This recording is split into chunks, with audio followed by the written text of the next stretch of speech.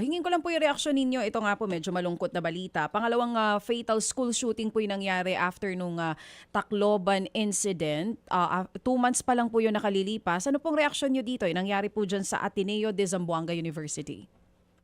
Yes, napakalungkot niya, DJ. As a matter of fact, DJ Chacha, at nakausap ko nga yun si Secretary Angara bago nung nangyari sa Leyte. Sabi ko dapat maging maigpit na yung pagbabantay sa mga eskwelahan, especially sa elementary. Maging sa high school, maglagay ng mga security guard, armed security guard para, at saka mayroong mga metal detector para ma-ensure na lahat ng mga pumapasok na estudyante, maharang yung kanilang mga daladalang, kung meron silang mga deadly weapon, kung ano pa man.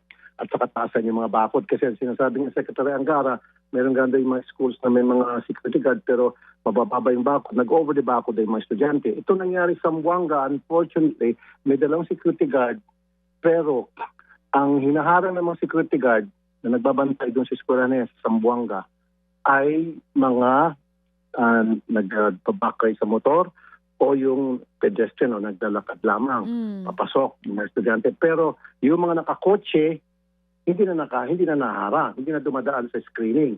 So yung estudyante daw na yun na namaril, hinatid daw ng kotse sa loob ng school compound, kaya kabit-bit siya ng baril sa loob ng kanyang bag. But it's very, very unfortunate. Oo. Sabi niyo nga po kanina, nakausap niyo si Deputy Secretary Angara tungkol po dun sa pagpapalakas po ng seguridad sa mga eskwelahan. Pero para sa inyo po, punta naman po tayo dito sa existing laws natin tungkol sa storage po ng mga baril halimbawa. Kasi nga po yung tatay nitong bata ay kawani po ng customs police po. Sapat po ba existing laws na meron tayo on storage firearms?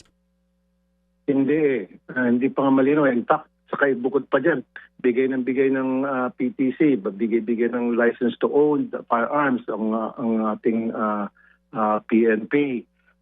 Na wala naman talaga malinaw na guidelines na kung ikaw ay nabigyan namin ng baril, inspection mo namin yung lalagyan mo ng baril.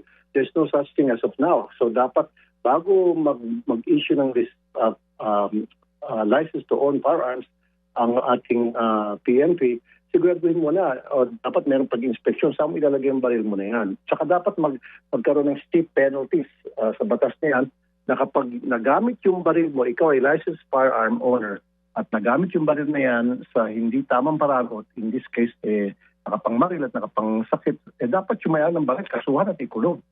So, kasama po ito sa pag-uusapan nyo dyan sa Senado, bukod pa po dun sa sa komite ni Senadora Risa Ontiveros, dun sa pagpapalakas ng seguridad sa mga eskwelahan and even dun sa mental health na kailangan din tutukan sa mga kabataan. Ito pong pagdating po sa existing laws na meron na tayo sa firearms, baka po may mabago kung sakali man, Senator?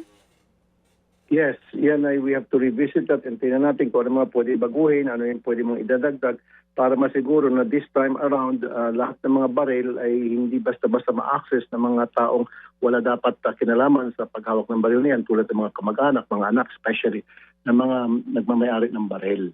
Mga kapatid, patuloy po kayong tumutok sa 105.9 True FM para sa totoong balita, impormasyon, music and entertainment. Mag-subscribe sa aming YouTube channel at podcast at sundan nyo kami sa Facebook, Instagram, X at TikTok sa True Network PH. Bisitahin din po ang aming official website, truefm.ph.